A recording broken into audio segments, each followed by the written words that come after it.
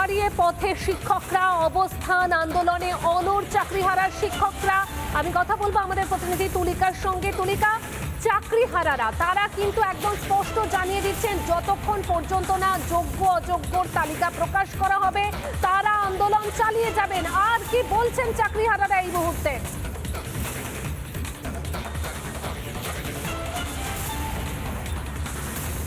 দেখো, এই আন্দোলন তারা চালিয়ে যাবেন তার কারণ যে মিরর ইমেজ প্রকাশ করতে হবে। গত বুধবার থেকে এসএসসি ভবনের সামনে তারা অবস্থান বিক্ষোভ করছেন এবং অনশন এই মুহূর্তে চালিয়ে যাচ্ছেন। প্রখর রোদের মধ্যেও তারা তাদের যে অনশন, সেই অনশন তারা চালাচ্ছেন। আমি একটুখানি চেষ্টা করব কথা বলার জন্য। তার কারণ হচ্ছে একদিকে যেরকম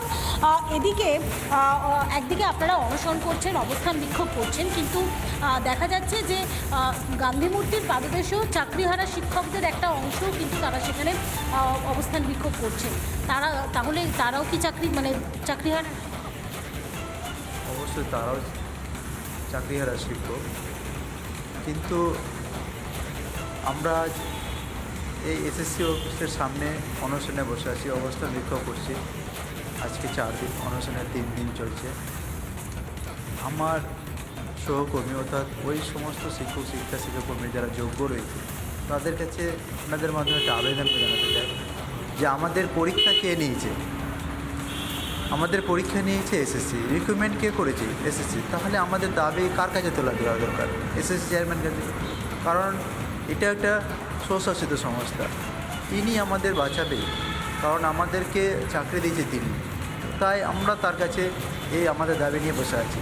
ওনারা ওনাদের মতন করছে, ঠিক আছে, কিন্তু এইখানে সবাই মিলে যদি আমরা আন্দোলন করতাম তাহলে খুব ভালো হতো। কারণ প্রত্যেকের আমাদের ভেদাভেদটা বলা দরকার, চাকরিটা সবার। তারা কি আজকেই সিদ্ধান্ত নিয়েছে যে আলাদাভাবে তারা অবস্থান বিক্ষোভ করবেন, এরকম কোনো সিদ্ধান্ত? না, এরকম তো বিষয়টা হয়নি। তো ওনারা এক পক্ষ গেছে ওখানে, গান্ধী মূর্তি পাদদেশে বসে আছে, আমাদের সেটা চিন্তা ভাবনা, কিন্তু আমরা এখানে বসে আছি। আপনারা কি এখানেই থাকেন?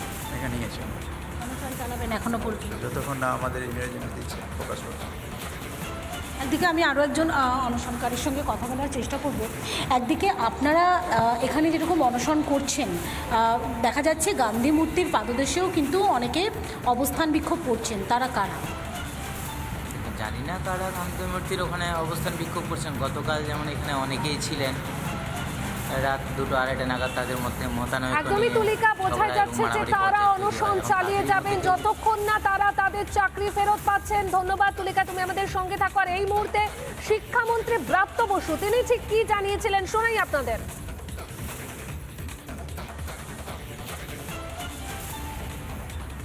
যোগ্য তালিকা আমাদের আছে 1 এবং 2 ওরা দাবি করছেন সেই তালিকা যেন এসএসসি তাদের আমাদের ওয়েবসাইটে তুলে দেয়।